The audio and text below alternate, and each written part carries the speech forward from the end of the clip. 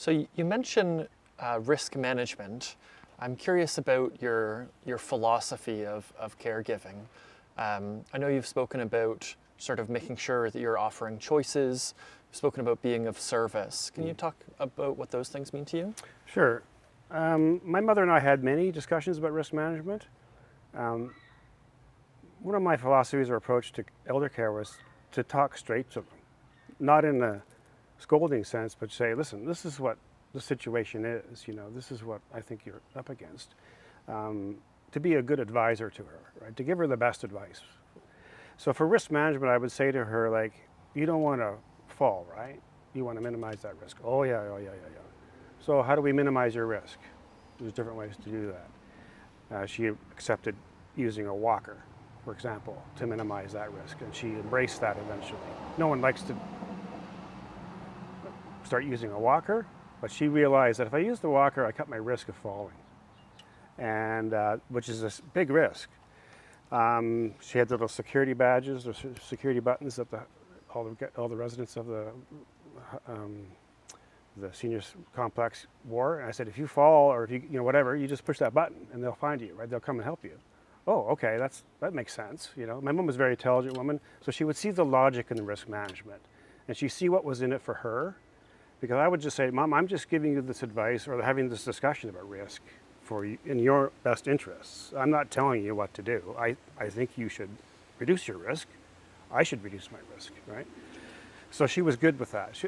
My brother Michael did the same thing. He would talk to her about risk. I talked to her about financial risk, but her financial situation was pretty good, and I had a hand in that. But I was also her power of attorney for health and finances.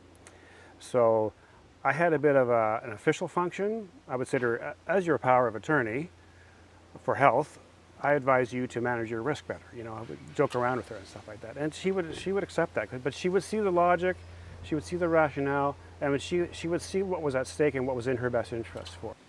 So I wanted to be with her, experience her last stage of life with her. So when she agreed to move back to Toronto, because she had lived here years ago, I thought, well, I'm not here to order her around or be a critic.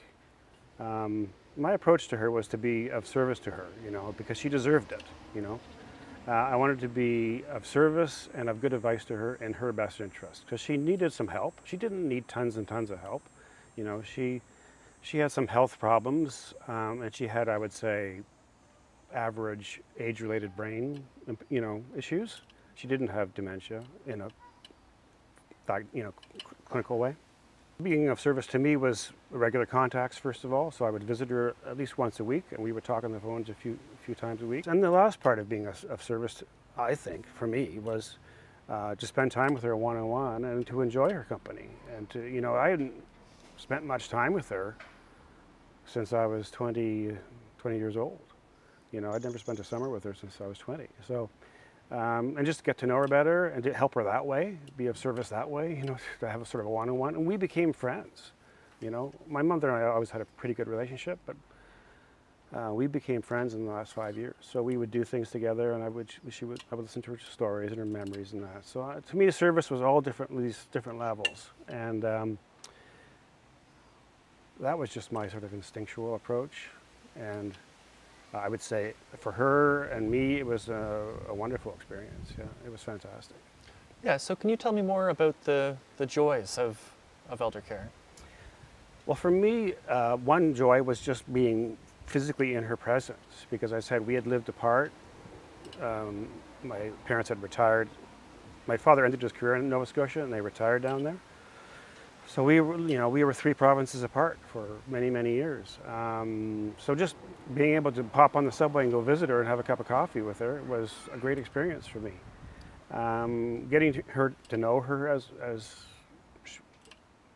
in her final stage of life was an amazing experience.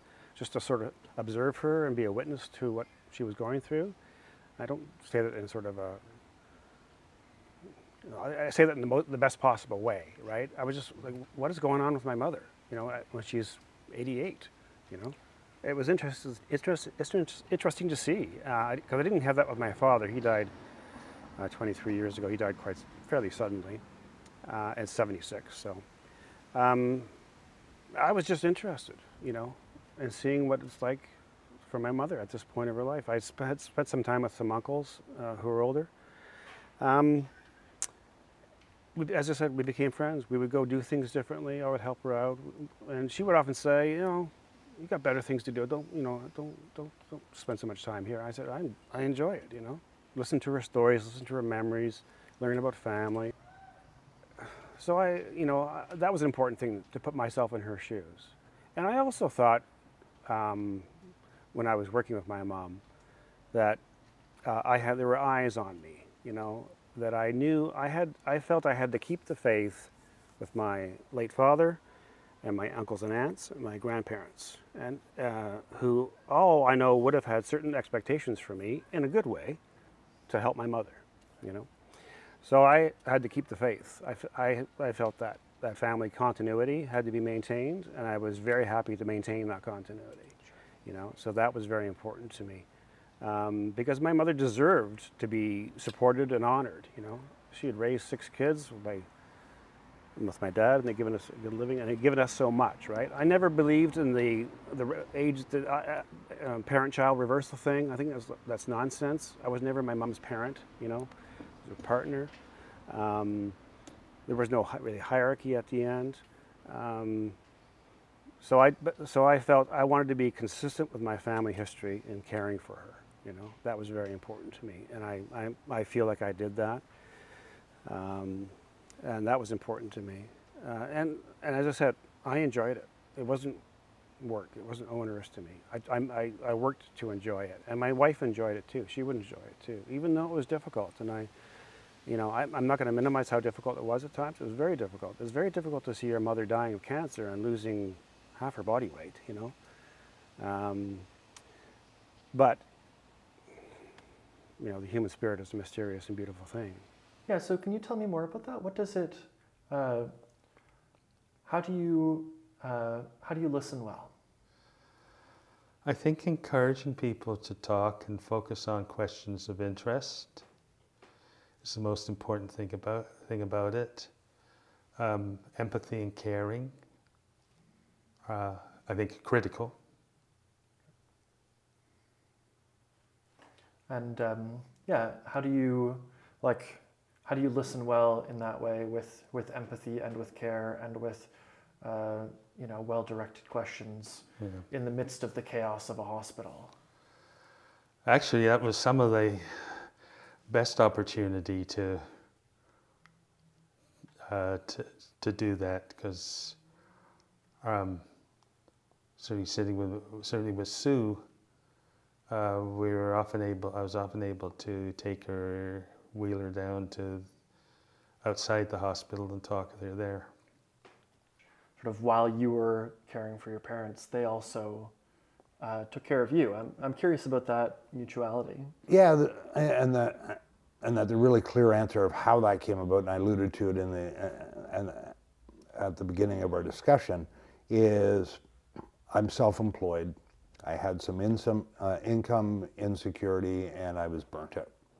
So those two life events in my life and also in my parents' life sort of intersected, and as a family we said, what's the solution to this? And I didn't expect to be there for 5 years. I really didn't. And that because, you never know what the, both situations, you don't know what the length of it is. And I'm sure that they had those conversations.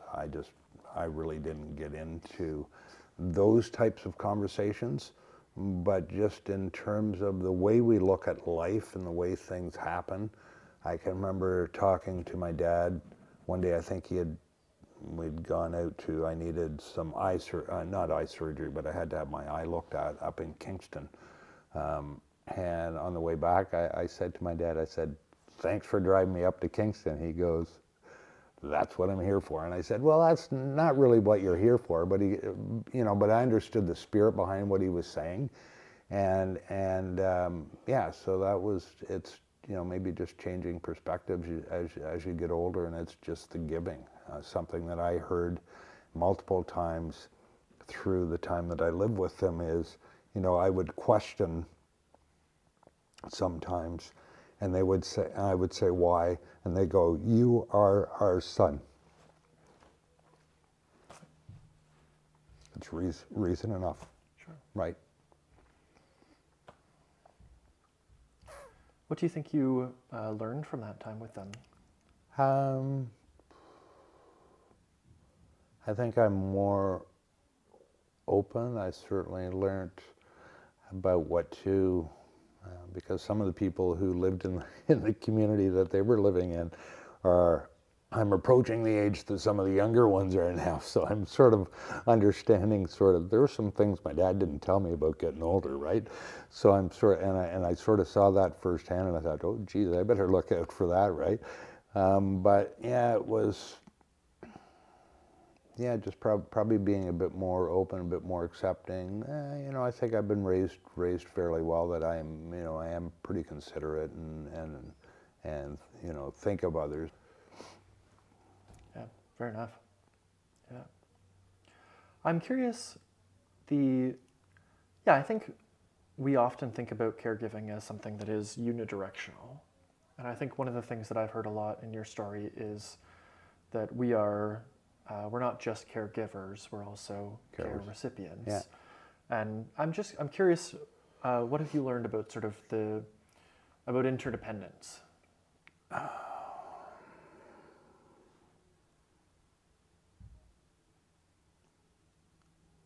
Sort of a motherhood statement, but we're all in it together, and it's just, yeah, I'm just going to leave it at that. We're all in it together. Trying to get her outside, making sure she's eating appropriate meals for her diabetes, and just being at a beck and call for her when she needs support and doesn't want to bother her daughter. She calls upon me. I'm the next best stop, so I get called on a fair amount. But yeah, it's super, super special to be able to care for her and give back to her after all the years she's cared for me through my life, to be doing that circle of life, and now caring for her and just being super interested in caring and working with people. It's been a strong interest of mine, supporting and caring for loved ones that have got older in that, and extended family in that. Yeah, what does caregiving intergenerationally with the whole family look like? Well, Laura kind of alluded a little bit about being the granddaughter in the situation, and it's interesting, I think, caring for a parent. There's a whole dynamic there for me, I find, you know, how do I push my mom? How don't I push my mom? Like you kind of have your mother-daughter relationship happening. She is still caring for me, as you know, she's worried about me. She doesn't want to put too much on me. So I think Laura gets asked more, right? Like for things, because she's seen as not having as much, I don't know, to worry about, or I don't know what it is, but certainly my mom will ask her sometimes more than me. But it is, it's something I've grown up with. Like for me, I was thinking about this and kind of preparing to come over, and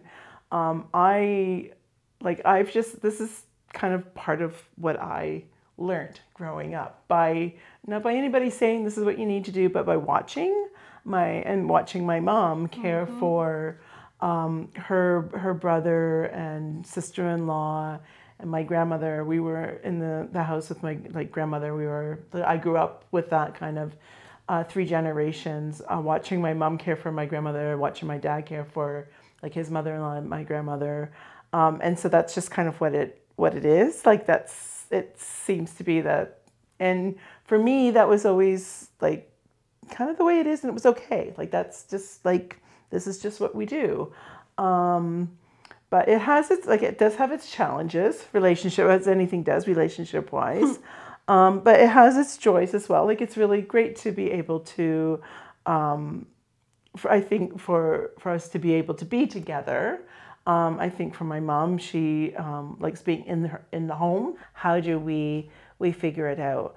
I don't think my mom would want to be anywhere else. Yeah. And I don't know whether I would necessarily want her to be anywhere else. But it is coming with like kind of taking a look at things. It's changing, it's right? Draining. Yeah. It's draining and it's changing. Yeah. Elders, what they want, how they want to be treated, how you give them that dignity, how you let them value their life, let them live as much as they can independently. And I've seen my grandma do that with her sister. I've seen my grandma do it with her friend Audrey from church, and just being that listening ear and just going with the flow. Like you can't assume anything. You kind of just gotta go with the ball while it's rolling. Like some days I'm repeating myself about 10 times to my grandma, the same thing over and over. But it's what has to be done, and the patience of it, you gotta go with it. But I've noticed a lot too with living with my grandma over the last little while is to her startledness. As she's getting older, she gets way more startled easily in our house, and I think that's partial to her sight going and her hearing going, and losing that sensation of seeing and hearing and knowing what's going around you. But I think also in some ways I put myself in those shoes in some ways, and I think having a life where I've challenged through my life, and I've had lots of obstacles put in front of me through my life growing up, and that different, but in some ways having disabilities and trying to move forward, like I see myself in that perspective and think of like, how would I want to be treated? I want dignity, as well as my grandma, being able to stop and adapt your life. Like I have had to really, a lot of it has been stopping and just doing what I need to do when she calls me, because I know that she doesn't want to bother my mom. I know she won't bother my sister or my brother-in-law a whole lot because she sees them as working, busy, they got a life, they're married, they've got lots more going on in their life. Whether it be helping her do her insulin to dilate it so she can see what it is, or having me double check things for her to know what it's saying on it, or helping her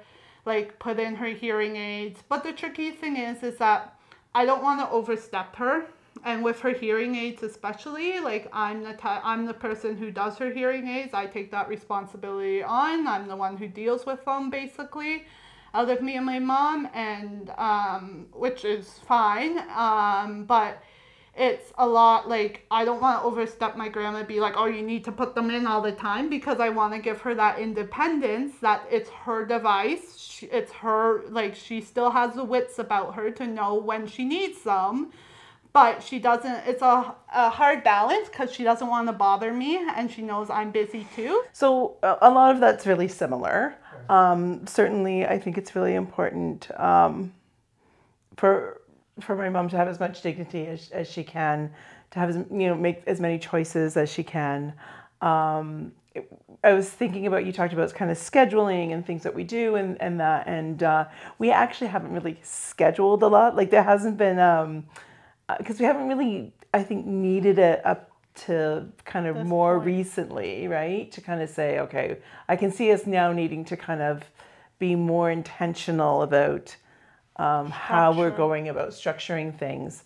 I mean, I do things like, I take care of I do the mechanics of taking care of my mom's finances, but she's in charge of her finances, right? Like she'll still write checks or whatever. So I do that piece of it for her because she's not able to, or we'll go to the bank or do those types of things. Laura does a lot of, you do like the hearing aids, you tend to do that better than I do. Those things, but it's kind of been a little kind of haphazard, and I have to say I'm really appreciative, because I hadn't been well for about 6 months, that Laura was able to step in, and you just stepped in, like she just kind of stepped in. But it also made me aware of of my frailties, like kind of like, so what happens if, right? Like what else do we need to bring maybe into the mix? Like we basically have taken care of everything ourselves, right? Like we've been able to do that. But I can see that we may need a little bit. So there may need to be some support that comes in the next little bit, which is a little tricky to kind of like maneuver, right? And I mean, we're speaking about like people haven't talked, like, yeah, it's not something people talk about a lot. Like we don't, or it's difficult to find people maybe that are in the same situation or, you know, so like I see us kind of like, how do we continue on with this? Where there's not huge needs, there's needs, but they're not like, I know there could be way more needs, right? Like my mom can she can get her meals, she can do a lot of things on her own, but it's good to have people there to know that she's like safe. Not only was it hearing aids, a walker, a electronic magnifying glass, now a glucometer that's in her arm that's brand new to her with a scanner on her arm. Like there's a lot of moving pieces for her, and it's a lot to intake when you can't see these things very well to learn them. It's a lot to take in, to try to take in, to learn how to use these technologies to help yourself. But she, like it was a lot of denial towards me and my mom to even get a walker, for her to even use a walker. She hated us for the idea of hearing aids, hated us, like was very denial. She didn't want any of this stuff. She was fine, she was good, like, and it was a lot of push of me and my mom gently pushing her, and us having single conversations by ourselves with her to say like, hey, I think this would be useful for you, but putting it in a different perspective too. Like putting it in the way of like, you want to be safe. This is not just because we think you need it, but we want you to be safe, and we want you to have the independence to be able to do things. And I think adding on, like, I think needing to see a schedule more, like my grandma's I've noticed too in the last little bit of needing to know where everyone is in our house. And happening. And I mean, it's important to me for my mom, for her to be able to be as independent as possible, for her to be able to have purpose, because she wants to have purpose. You know, she does jobs around, you know, she does things around the house that she's able to do, and that's important for her. Like ironing. Ironing. And we will never have ironing when things are ironed yeah, she loves to iron. She does iron. I mean, I think that's part of her thing. Vacuuming, you know, she does those types of things, like to be able to help. And that gives her purpose, right? That gives her place in the family.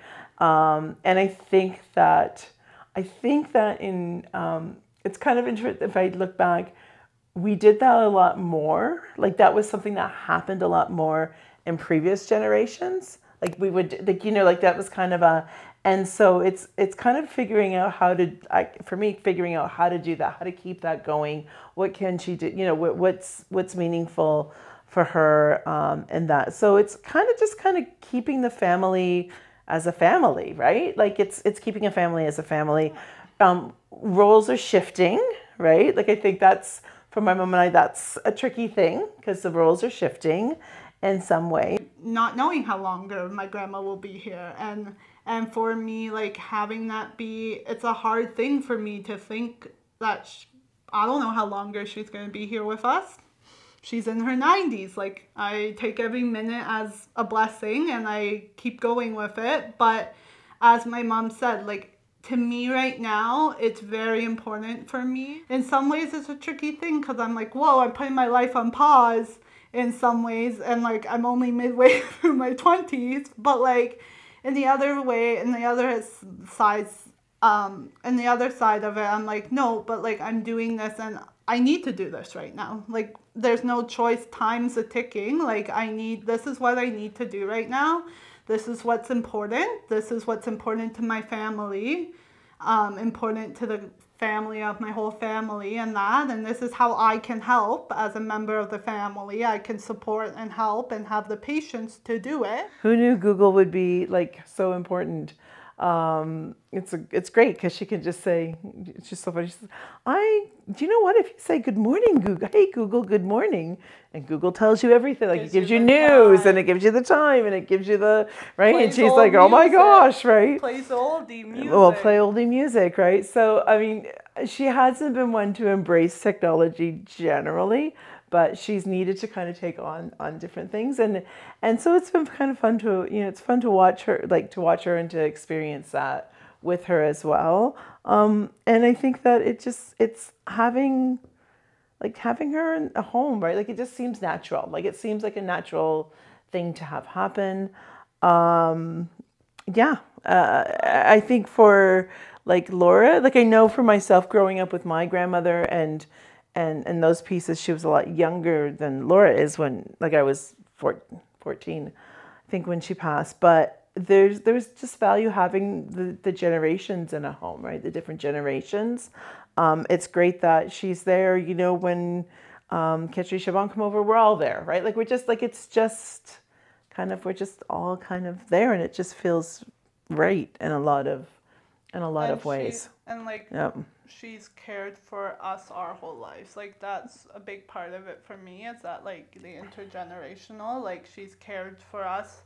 She cared for me and my sister a lot in our lives when we were really young. And like I've said to my mom before, like my grandma is one of the most closest relationships I have in my house, more than my parents. Like I'm pretty close with my parents, but like my grandma, like she's the closest person I am to in anyone in my house. Like she's the closest. I'm close with everyone, but like there's something special with my grandma that's like I don't have that relationship with anyone else in my life. Like my grandma, like when my grandma goes, like when I was younger, we were going on the TTC, we're going on the LT, we're going out to Scarborough Town Center, like we were traveling together, we would go places together, right? And now a lot of it is the value in like stuff at home, which is hard for me because I miss that side of like traveling with my grandma, doing experiences with my grandma, but also realizing that she's getting older. Like there's only so much she can do and so much, and I don't want to upset her by showing her limits and saying, well, why can't we? And being selfish in that way of being what I need from her as her granddaughter, but trying to live that through, but the beauty of her giving me the wisdom, giving me advice, like stuff that like you can't trade it for anything else. Like getting the wisdom that she gives me, giving the advice, and just giving that extra care, that extra hand and care around the house. I think it's and valued in having her, just the beauty of having her live with me, and me having a lot of values and taking a lot on from like my mom and grandma. As part of that, trying to get to know a person, I'll take the time to find out what was important to them. What were their interests? What mattered to them? So there's this one fellow that I could speak of. He had a love for music, and he really cared about young people, although he wasn't necessarily good around young people anymore. But he had a collection of violins. He was a fiddler. He had a collection of violins. So as we were talking about what's going to become of these violins, I started to speak to him about, rather than worrying about selling them, because who's going to need the money at that point, let's find a home for them that would matter. And I would speak to him about a young person who, was trying to learn how to play the violin. Would he like to give one? Well, in the end, we ended up giving them to a youth orchestra. So this sense of, and the youth orchestra knows they've come from this individual. The youth orchestra will lend them out to young participants as their initial practice violin until they've made the decision, is this what they're going to do? And then they want to buy something better. But each time they lend it out, they're lending it out from this fellow's library of violins. And in talking with him about where these things were going to go, you know, your life has had some meaning. You know, helping establish that sense of, you feel like you're here all alone and no one cares, but your life has meant something because you're able to do this. Could you share a couple more of those stories? Trying to figure out how to do that without sort of, revealing individuals or being into too much depth.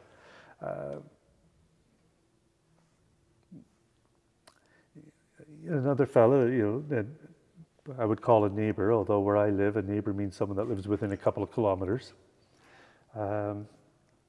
He was really a collector of things, and collected them out of a sense of, this is something unique that we should not ever lose sight of. He had items of furniture that had been made by indigenous people and sold in the area 50, 60 years ago. He had